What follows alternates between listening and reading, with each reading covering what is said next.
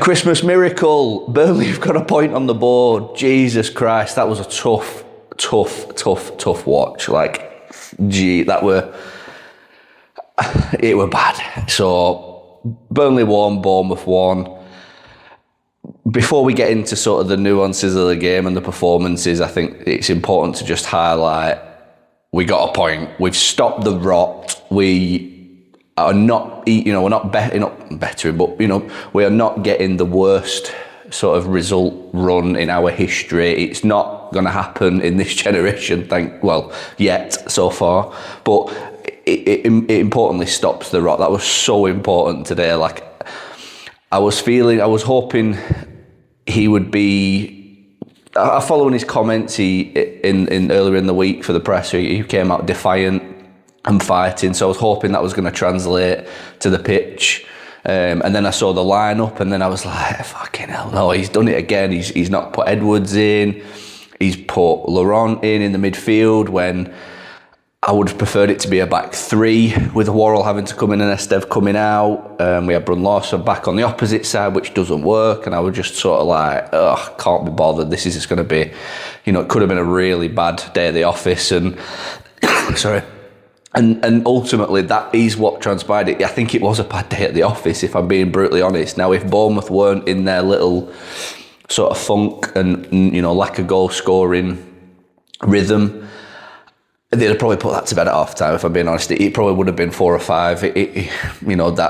Brooks got into some really good positions. That Evan Nielsen, he had a couple of chances. Like, it really, really, really could have been a massacre today. Like, it could have, but it wasn't. So, it's all like saying all that sort of stuff. But in terms of the performance, I thought we looked.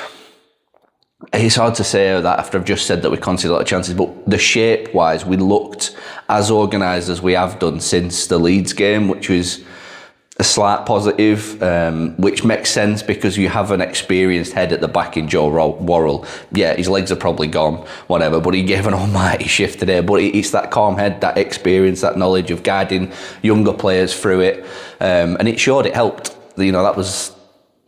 That was clear to see, and yeah, we were conceding a lot of chances, but we also conceded a lot of chances in the Championship. We very rarely went through a game where we didn't concede 4, 5, 6 chances a game, and and that was fine if you're solid enough, and you're not just conceding every 1 or 2 chances that go in, that goes in. It gives you a fight, it gives you a foothold in the game, and I thought the lineup was pretty frustrating, but the setup from the team, I thought Parker actually got it pretty okay. I'm not his biggest fan. I've been on here, and I'm still not his biggest fan. I'm still thinking it's time, personally, but he got it right today. I think he went there and he did about as sensible a job as you should have done in that situation, which was to go to Bournemouth, stink the place out, really make it difficult for them.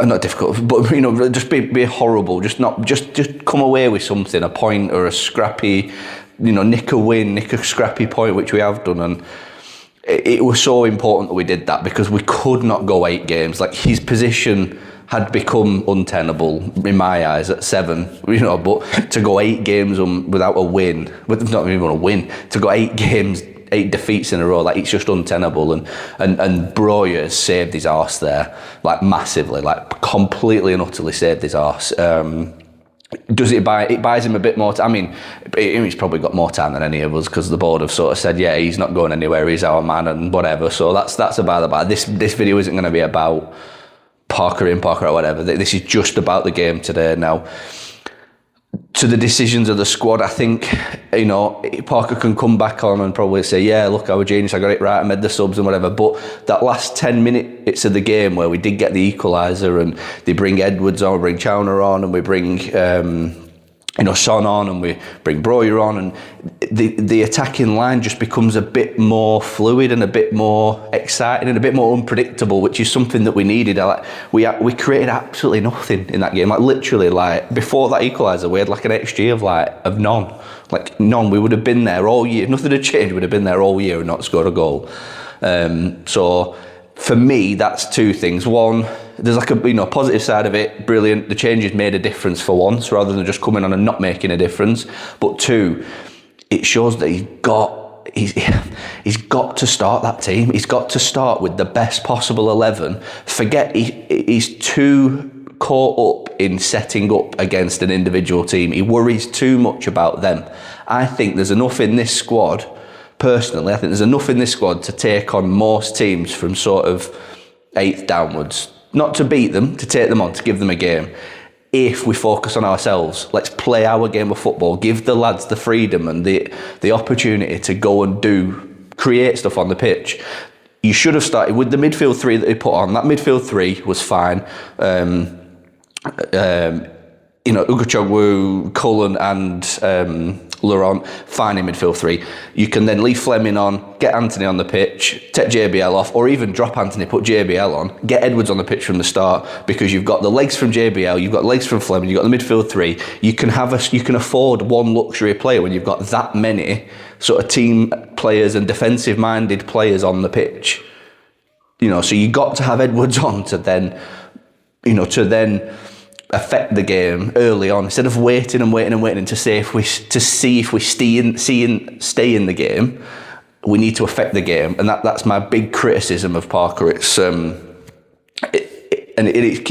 was a little bit better today. It's still not great. We're not creating enough chances. We're not, we're doing. But then on the flip, I'm having this sort of internal dialogue with myself now of like, we're staying in the game because we're not conceding as many goals. However, if that was probably, it was evident against Fulham, they punished us. We were just as soft at the back as we were against Fulham as we were today. Bournemouth just didn't punish us.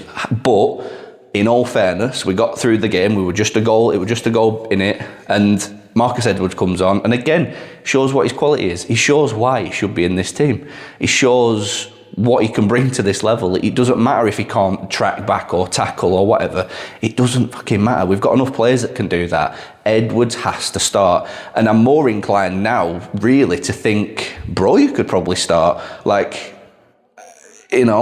think that's an argument, Fleming has to start. Like I say, I'm still having this. I can't. It's why it took a bit longer to make this video to send to Joe in at Turfcast. But I'm having this internal dialogue and argument with myself of what he does. But he's got to pick the next. He has to pick the best 11. He can't start the next game at home against Everton with another negative squad like that again. He can't do it because he's going to lose the crowd again. We've still not won a game since October.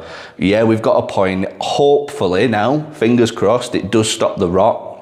It does sort of settle a bit of, it gets rid of some lack of confidence issues in the squad, and they can build on it. It's all about the response after. If we then come back to the turf, it's all good getting a last minute winner against Bournemouth and Broy saved the day, Parker saved his job and blah, blah, blah, blah, blah. It's all good doing that. You've got to then follow it up at home against Everton. If we go and I know Everton are a tougher team this year under David Moyes and Canny, but I think there's some quality, there's some elements to this squad that can do stuff. This is probably one of the most positive videos I've ever done on this fucking channel, but I think there's something in it that can be utilised and can be shaped and moulded into some sort of decent attacking team, if that makes sense. But it's got to be done from minute one. I don't think it's worth just trying to sort of hold off a team and hope they don't score, because we're in the Premier League. You're gonna concede lots of chances, and better teams than Bournemouth today will punish you. We play against a Forest or a Villa or a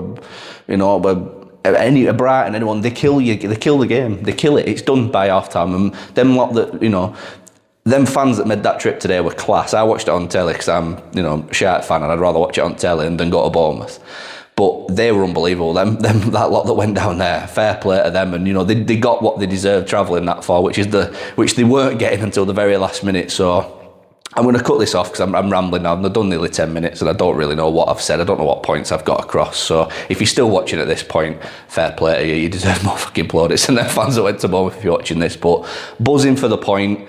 Still concerned about team selections and taking the games to teams. So hopefully they can reset after Christmas. And is it after Christmas? I've got one more game. I don't fucking know. I'm head's a mess over this. So Everton next. got to be a big performance at the turf. Just has to be, simple as. So yeah, buzzing with a point and up the Clarets.